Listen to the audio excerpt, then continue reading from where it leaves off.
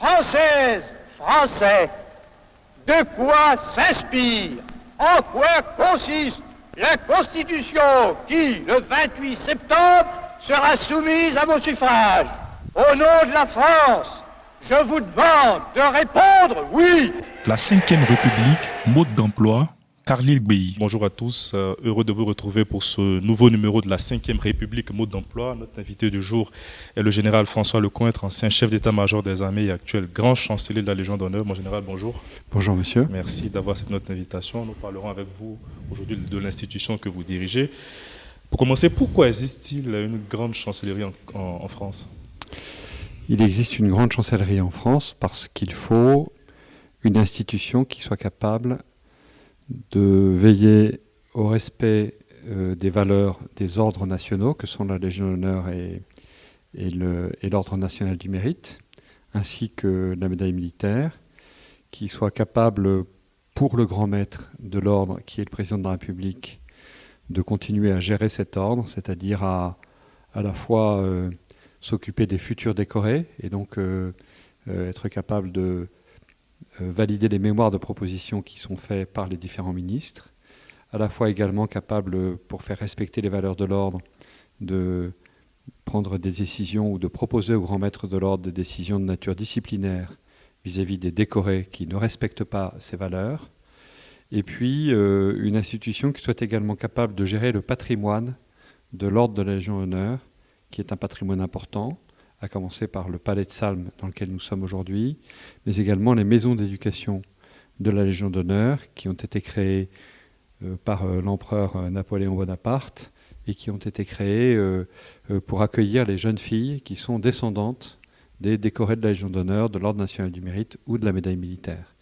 Donc tout ça représente un travail d'administration, un travail de gestion, un travail de communication, communication qui passe également par le musée de la Légion d'honneur qui est ici au Palais de Salm et nécessite donc qu'une autorité s'en occupe et soit capable de mettre en œuvre les directives du président de la République, grand maître de l'ordre.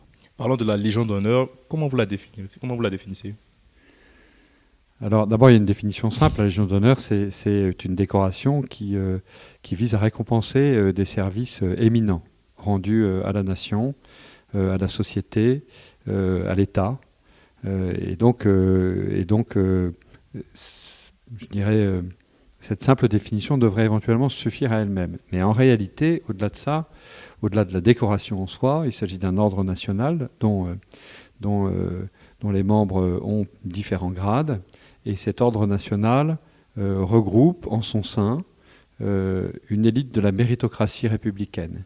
C'est-à-dire des gens qui, parce qu'ils ont bien servi l'État, peuvent être distingués par l'État, peuvent être distingués par la République et montrer en exemple à l'ensemble de la société qui doit pouvoir souhaiter elle aussi être distinguée, être honorée par la collectivité et donc doivent essayer de se donner le mal de parvenir à être distingués et honorés. Voilà ce que c'est que la Légion d'honneur exactement. Alors, ce que ça signifie, et je pense que c'est assez profond, c'est qu'en réalité, la Légion d'honneur, elle repose sur l'honneur, c'est-à-dire sur le sentiment que chacun doit avoir de sa propre dignité et sur le désir que cette dignité personnelle, qui est reconnue, reste en cohérence avec la vision qu'en ont les gens à l'extérieur. Donc le fait d'être honoré, distingué par la Légion d'honneur, reconnu par la collectivité, par l'ordre de la Légion d'honneur comme quelqu'un de méritant et d'admirable, doit pousser chacune des personnes qui est honorée par la Légion d'honneur à demeurer exemplaire, de façon à conserver cette cohérence entre sa dignité propre, qui lui a permis d'accéder à ce mérite et à cette reconnaissance publique, et le regard que les autres à l'extérieur portent sur lui. Voilà ce que signifie la Légion d'honneur. C'est plus quelque chose qui oblige que quelque chose qui distingue. Ou en fait, c'est les deux à la fois. À partir du moment où vous êtes distingué, vous êtes aussi obligé à une forme d'excellence et d'exemplarité. Vous parliez tout à l'heure d'une élite de la méritocratie, donc tout le monde n'est pas appelé à obtenir la Légion d'honneur. Donc comment et qui peut l'obtenir ? Alors justement, non. précisément, et merci de me poser la question de ce terme-là, c'est une élite de la méritocratie. Tout le monde peut être méritant. Ça n'est pas réservé à des gens riches, ça n'est pas réservé à des gens nés dans des classes sociales favorisées, ça n'est pas réservé à des gens qui ont un niveau d'instruction élevé. C'est précisément le mérite, l'engagement des citoyens au profit de la société à laquelle ils appartiennent qui va leur permettre de faire partie de cette élite-là. Mais c'est une élite qui est accessible absolument à tout le monde. Alors comment peut-on être distingué et rejoindre cette élite-là ? Eh bien, il faut un minimum d'ancienneté de service, c'est-à-dire d'engagement personnel au service de la nation. Pour la Légion d'honneur, il faut avoir 20 ans de service effectif. Donc, sauf raison exceptionnelle, on ne va pas chercher des gens très jeunes. Et on va mesurer ces 20 années d'engagement constant et exemplaire et méritoire au profit de la société. Et puis ensuite, tous les champs d'activité de la société peuvent être récompensés. Que vous soyez un grand artiste, que vous soyez un sportif, que vous soyez un savant, que vous soyez un scientifique, que vous soyez une personne très engagée dans le bénévolat, dans le monde associatif, que vous soyez un médecin particulièrement méritant, que vous soyez évidemment un soldat, puisque c'est un ordre qui est à la fois civil et militaire, vous pouvez, par votre mérite, accéder à cette élite du mérite. On entend souvent différents grades, chevalier de la Légion d'honneur, grande croix. C'est quoi précisément ? Alors, il y a des grades en effet. On commence par rentrer dans la Légion d'honneur au grade de chevalier. D'accord. Et puis après un certain nombre d'années, et si l'on a des mérites nouveaux, on peut progresser dans l'ordre. On peut devenir officier, puis on peut devenir commandeur, puis on peut devenir, et en ce moment-là on accède aux dignités de l'ordre, grand croix et grand officier et grand croix de la Légion d'honneur. Les deux dernières distinctions étant des dignités de l'ordre. Ce qui est important, c'est qu'il faut des mérites nouveaux. C'est-à-dire que ce n'est pas à l'ancienneté que l'on progresse dans les ordres de la Légion d'honneur. Et quelqu'un qui aurait été chevalier à 60 ans et qui ensuite aurait été écoulé une retraite paisible dans sa campagne n'a pas de mérite nouveau qui permettrait qu'il progresse dans l'ordre de la Légion d'honneur. En revanche, une personne qui, au même âge, est faite chevalier et qui ensuite va poursuivre son engagement dans la société, va avoir des fonctions importantes au service des autres, cette personne-là pourra effectivement accéder à un grade supérieur. Combien de personnes ont été décorées depuis l'instauration de la Légion d'honneur ? Vous avez les Ça, chiffres ? c'est une colle. Je n'ai pas le nombre total des personnes décorées depuis le début. On peut penser que c'est de l'ordre d'1 million de personnes, 900 000 personnes. Je sais qu'aujourd'hui, on est à un peu moins de 80 000 personnes qui sont décorées de la Légion d'honneur. Le chiffre décoré est important. Je lisais l'autre jour qu'au début du XXe siècle, c'était de l'ordre de 40 000 personnes qui étaient décorées de la Légion d'honneur. Et puis ensuite, il y a eu des contingents très très importants à cause de la guerre 14-18 et à cause de la guerre 39-45, des décorations y compris à titre posthume, bien sûr, pour les gens qui mouraient au combat et auxquels on décernait la Légion d'honneur. Et puis ensuite, donc après les deux guerres, on était globalement à 300 000 personnes décorées de la Légion d'honneur. On est redescendu avec un maximum qui a été fixé par le président de la République, le général de Gaulle, à 125 000 décorés. Et aujourd'hui, on est descendu beaucoup puisqu'on est à moins de 80 000 aujourd'hui. Très bien, vous parlez aussi d'un devoir d'exemplarité de ceux qui obtiennent la Légion d'honneur. Sur quels critères, par exemple, peut-on retirer cette distinction à un bénéficiaire ? Vous parlez d'exemplarité pour ceux qui ont obtenu la Légion d'honneur. Est-ce qu'il peut arriver qu'on retire la Légion d'honneur à celui qui est un bénéficiaire ? Quels sont les critères qui permettent de dire qu'une personne n'est pas exemplaire ? Écoutez, c'est assez simple. Quand une personne est jugée pour une affaire, quelle qu'elle soit, qu'il s'agisse d'une affaire de fraude, d'une affaire d'agression sexuelle ou d'agression tout court, à ce moment-là, elle passe ou elle est jugée par le Conseil de l'ordre qui, en fonction de la gravité de la faute, et une fois que l'affaire a été définitivement jugée par un tribunal, décide d'une sanction à infliger à l'intéressé.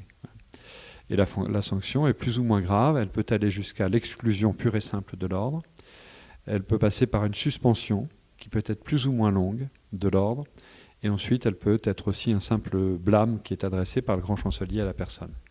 Alors ces décisions sont proposées au grand maître de l'ordre, au président de la République, par le Conseil de l'ordre qui se réunit et qui statue avec un rapporteur qui rappelle les éléments du jugement qui a été rendu par la justice française, et ensuite on pèse les éléments qui nous permettent de décider une sanction.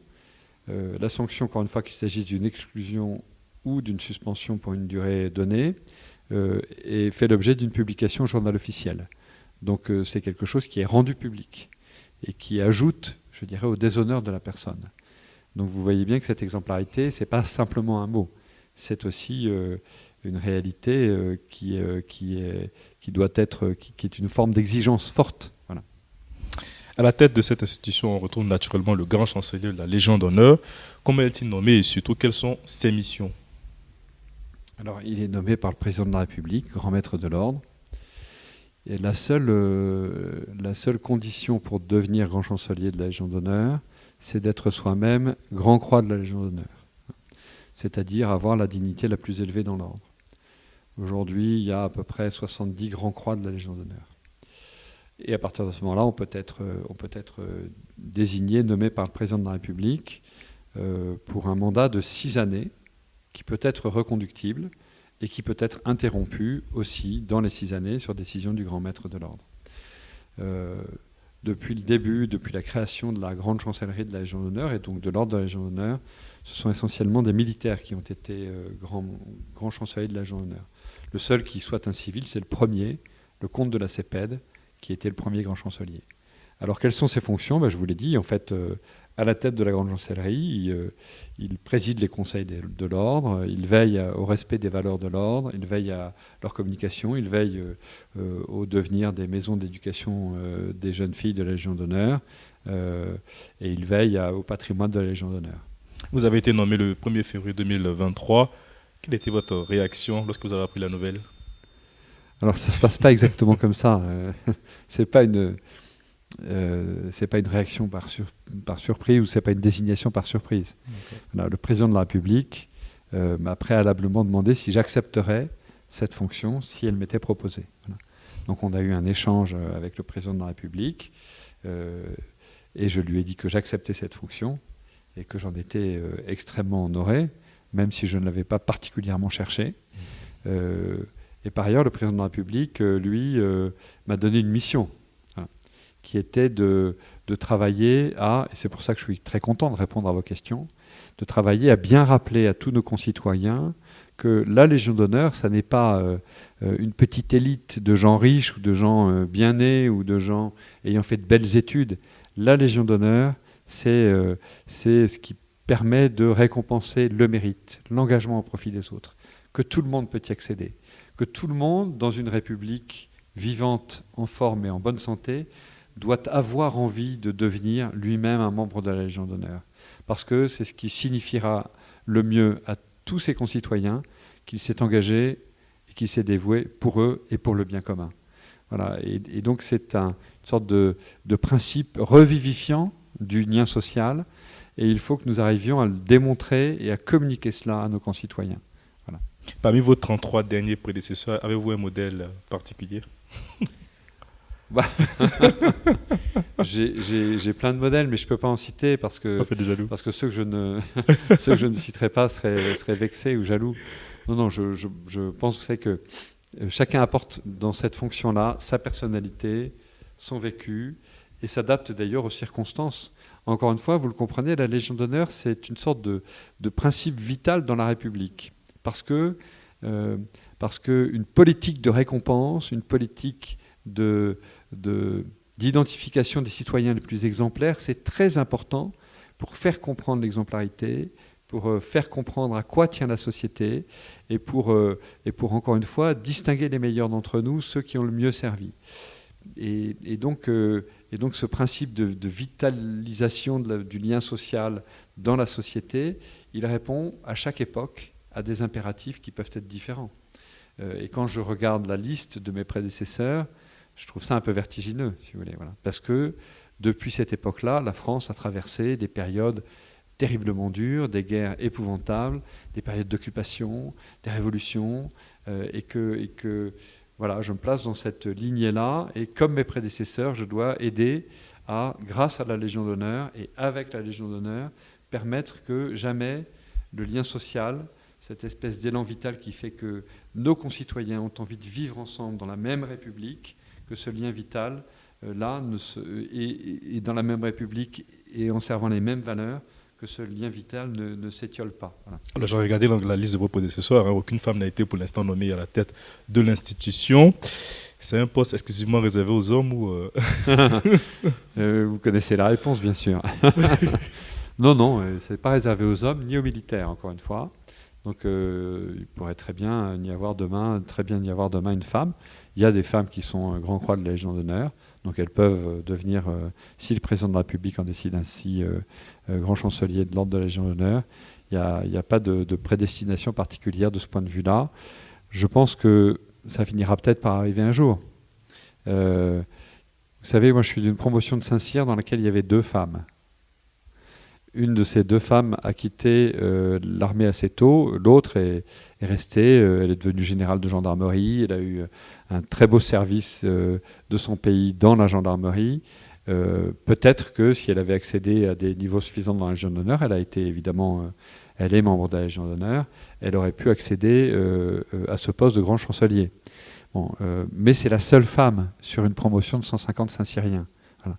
Donc je pense qu'aujourd'hui, le nombre de femmes, pour ne prendre que cet exemple-là, et que l'exemple des armées, et que l'exemple de Saint-Cyr augmente, que mathématiquement, elles augmenteront et elles accéderont de plus en plus à des fonctions éminentes dans les armées, et que c'est vrai dans tous les secteurs de la société, et encore plus dans d'autres secteurs. Donc on peut parfaitement imaginer qu'un jour ce soit une femme qui prenne cette fonction.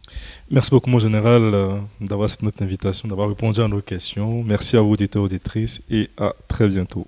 À bientôt. Françaises, Français, de quoi s'inspire, en quoi consiste la Constitution qui, le 28 septembre, sera soumise à vos suffrages?